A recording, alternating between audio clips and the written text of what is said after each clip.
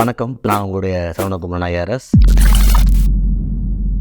ரீசெண்டாக செய்திகள் அதிகம் பார்க்குறது இளையராஜா காப்பிரைட் இஷ்யூ. இது ஃபார் அண்ட் அகேன்ஸ்ட். இந்த காப்பிரைட்டில் ஒரு பணம் கெட்டதுனால இளையராஜா நல்லவரா கெட்டவராங்கிற நாயகன் டயலாக் வரைக்கும் வந்துருச்சு. ஸோ இளையராஜா இசையில் ஒரு இமயம் அப்படிங்கிறது தமிழ் இசையில் ஒன்றும் மாற்றுக்கிறது இல்லை. 1980கள் ஆரம்பித்து ஒரு 2000 வரைக்கும் இளைஞர்களுடைய எல்லா வயதுக்கான ஒரு அவர்கள் மனசை ஒரு தொடக்கூடிய ராகங்களை உருவாக்கின.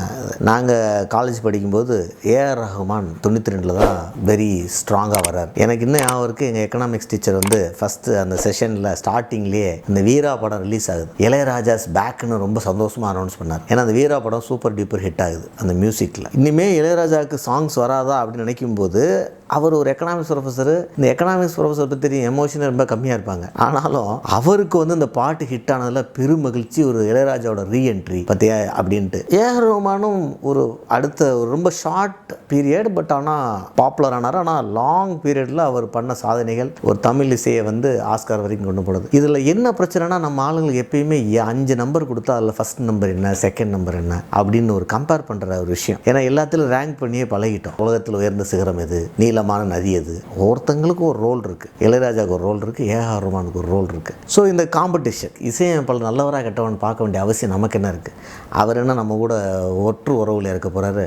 இசையமைப்பாளர் இசை போட்டாரா, அவங்களுக்கு பிடிச்சிச்சா, பார்த்தோமா இல்லையா? ஸோ இளையராஜாவை பொறுத்த மட்டும் அவர் மியூசிக் நிறையா பண்ணியிருக்காரு. அந்த மியூசிக்கை மற்றவங்க யூட்டிலைஸ் பண்ணும்போது அவர் பணம் எதிர்பார்க்குறாரு. இதில் ராயல்ட்டி அப்படிங்கிற விஷயம் பிஸ்னஸ் உலகத்தில் எப்பயுமே உண்டு. அதாவது ஒரு பொருளையோ ஒரு இன்டலெக்சுவல் ஐடியாவையோ ஒரு டெக்னாலஜியோ ஒரு டிசைனையோ எது பண்ணாலும் அது கிரியேஷன் ரொம்ப டஃப்பு.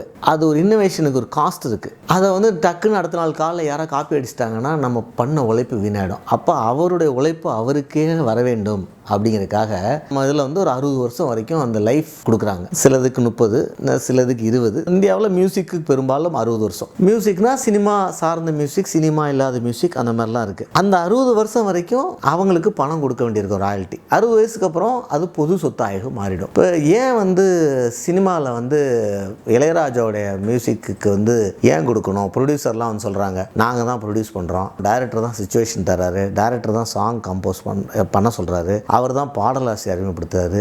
மியூசிக் அதில் ஒரு பாட்டு, அந்த என்டையர் பாட்டுக்கு எப்படி ஒரு காப்பிரைட் வரலாம்னா, மாறலாக பார்த்தீங்கன்னா எல்லாருக்கும் ஈக்குவல் ஷேர் தான் போகணும். இல்லைனா எல்லாரும் ஒத்துக்கிட்டா ப்ரொடியூசருக்கு முழு ஷேர் போயிடணும். இல்லைனா பாடலாசிரியர், இசையாசிரியர், பாடின பீப்புள், கோரஸ் வரைக்கும் எல்லாத்துக்கும் அந்த உரிமை இருக்கணும். எல்லாருமே சம்பளத்துக்கு தான் பண்ணுறாங்க, இசையமைப்பாளர் மட்டும் கிடையாது. இது எல்லாருக்கும் சம்பளம் கொடுக்க ப்ரொடியூசர், அவர் தான் ஓனர் ஆஃப் த ப்ராப்பர்ட்டியை மாறணும். ஆனால் நிறைய நேரங்களில் இவங்க அக்ரிமெண்ட் போடும்பொழுது இந்த இசையோட ரைட்டை ஓனர்கள் தெரிந்தோ தெரியாமலோ விரும்பியோ விரும்பாமலோ இசையமைப்பாளருக்கு கொடுத்துருக்காங்க. ஏன்னா அவங்க பீக்கில் இருக்கும்போது இதெல்லாம் ஒத்துக்கிட்டா தான் அவங்க பாட்டு போட்டிருப்பாங்க. ஸோ அந்த மாதிரியான ஒரு கேஸ் ஹைகோர்ட் சென்னையில் இசையமைப்பாளருக்கு தான் இருக்குது. அந்த ஜட்ஜ்மெண்ட் அந்த இதுபடி அவருக்கு இருக்குன்னு சொல்லி வந்துருச்சு. எஸ்பிபி பாடின பாட்டு கூட அவருக்கு வாய்ப்பு இல்லாத மாதிரியான ஒரு அமைப்பு வந்துச்சு. ஸோ லீகலாக அந்த மேட்டரை அட்ரஸ் ஆகணும். ஆனால் அது அட்ரஸ் ஆனாலும் ஆகாட்டலும் இளையராஜா போன்றவர்கள் என்ன யோசிக்கணும்னா, அதாவது கண்டிப்பாக ராயல்ட்டிக்கு சண்டை போனவர்களும் மாற்றுக்கிறது இல்லை. அதுக்காக ஒரு மக்கள் ஒரு கடவுள் கொடுத்த கிஃப்ட் மாதிரி அந்த இசையை